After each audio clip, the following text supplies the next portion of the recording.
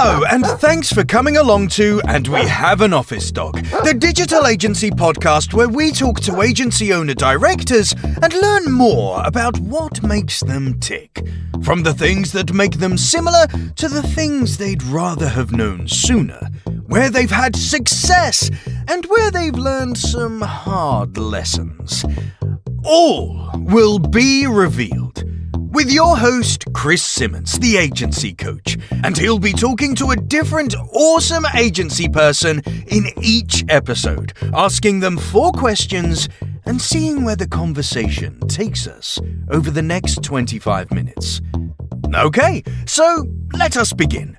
Over to you, Chris. Thanks, voiceover guy. And on the podcast today, we've got Karl from Revolancer. How are you doing, Karl? I'm doing very well. How are you? Not too bad, thank you. Thanks for coming along. Yeah, my pleasure. Thanks for having me. So for those who don't know of Revolancer, tell us all about you guys. What do you do? What are you famous for, shall we say? Sure. I don't know if we're very famous yet, but we're trying to make an impact. There you go. And what we're trying to make an impact in is the freelancing space, because for a long time I felt that the freelancing space is unfair to freelancers. And with Revolancer, our goal is to give freedom back to freelancers by just giving them, more flexibility, giving them more ownership over their relationships with clients and how much money they take home, because a lot of freelancing solutions right now take a large commission fee when they connect freelancers with clients. So we're just all about making the world better for freelancers. And then in turn, by having happier freelancers, we have more satisfied clients as well. So would you say it's an agency for freelancers to support agencies and businesses themselves as well? I'm not sure if I would describe it as an agency, but I suppose in a way it is. It's more of a kind of a platform, because we have at the moment nearly 17,000 freelancers on the platform. So I don't know. I think an agency is probably going to be a bit more bespoke and personal than that from the company side. And how long has the business been running? For about 2 years at this point. Nice. That's quite. So you started probably at an ideal opportune moment, given COVID and the sudden burst of freelancers that came into the space as well. Yeah, absolutely. I mean, I like I say, I've been aware of the issues in this space for a lot longer than that, but I saw what was happening in the world, COVID lockdowns. Saw the big platforms weren't adapting at all, so I thought now was an opportune time to do something better. Nice one. So what do you think's been one of the biggest successes of running the business so far?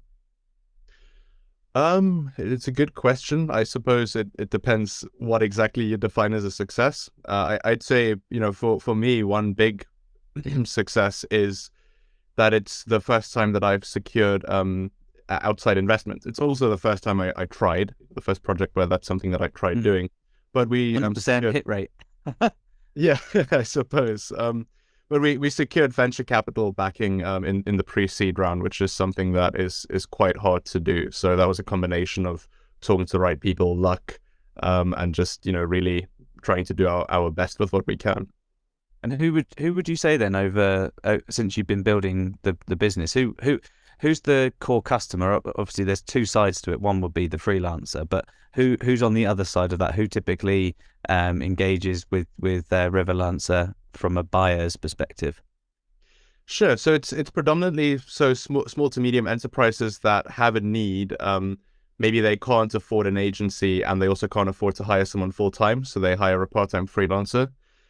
That's the number one client. But then the another kind of smaller cohort is of larger enterprise customers who want a team of freelancers to deliver a project for them. So essentially almost creating their own temporary agency of freelancers to deliver a project. That's cool. So if you could go back, it's only 2 years or so hopefully you can cast your mind back with ease.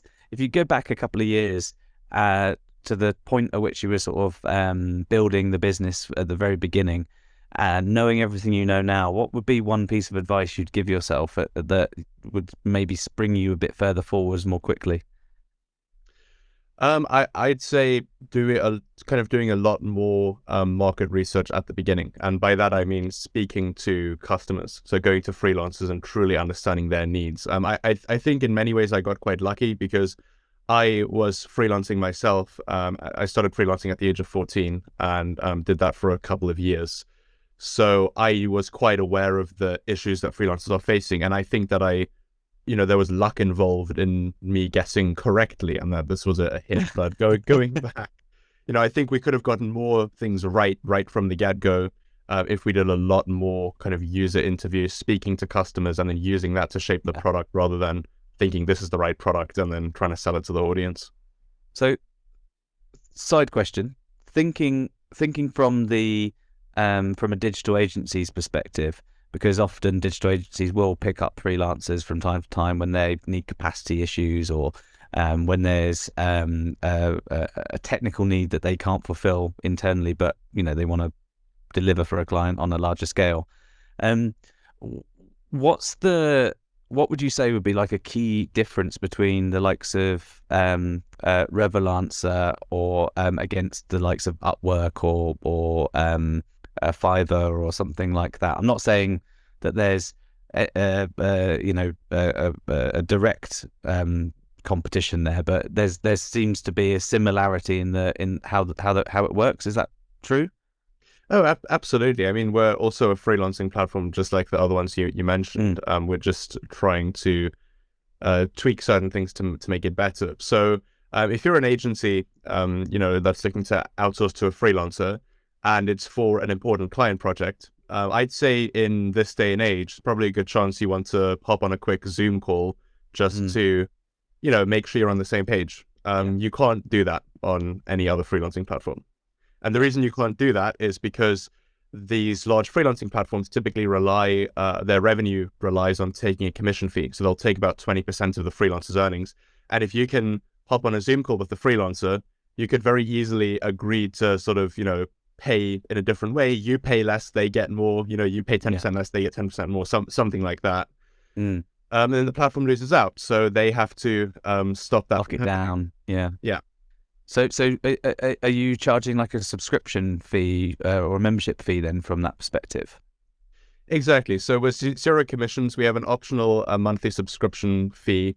And because we don't rely on commission fees, we can and do allow video calling and exchanging of emails and whatever to take place. Nice. That's pretty cool. So if you were to go, like I say, going back in time, you give yourself that bit of advice. Do you think that you would have had the time to do the additional bit of market research? Because I know that when you're starting a new business, it's really exciting. Obviously, you were in the space yourself, so you were essentially a member of your market research panel. What would you have had the time, or would you have been able to make many changes based on feedback? Well, I mean, seeing as where we are now and the journey so far, I can't sort of sit here and complain too much. I think we've done quite well. I think it's a combination of getting things right, talking to the right people, and luck is obviously a component too. But yes, I do absolutely think there would have been time, because doing that kind of thing at the beginning saves so much time down the road, because then you're not sort of tweaking your product constantly, trying to get it to work for your audience. You'll kind of have the right answers up front in that case. So yeah, it's just shifting where you spend time. And over the last couple of years then, what do you think there's something that you did early on and you went, oh no, we're going to stop that immediately, that isn't working? Oh, lots of things. I mean, at the beginning, we wanted to,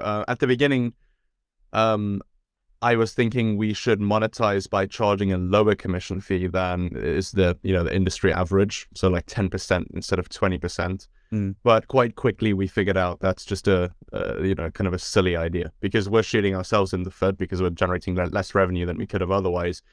And for freelancers, I mean, okay, you get a tiny bit more, but it still leads to other issues like like the off-platform communication being restricted and so on. So it was silly, and we moved away from that.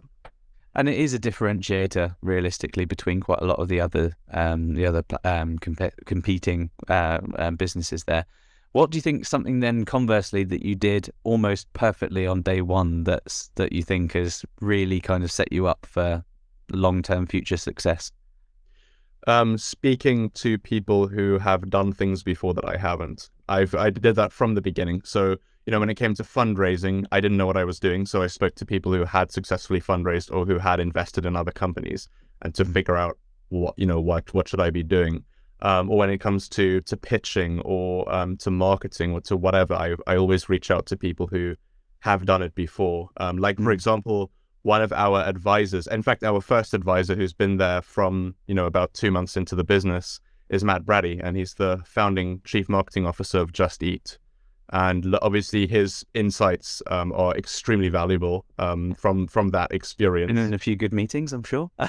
Yeah. So I'd say that's something which I think we've done very well, and, we'll continue to always be humble and talk to people who know better and then really learn from their experiences.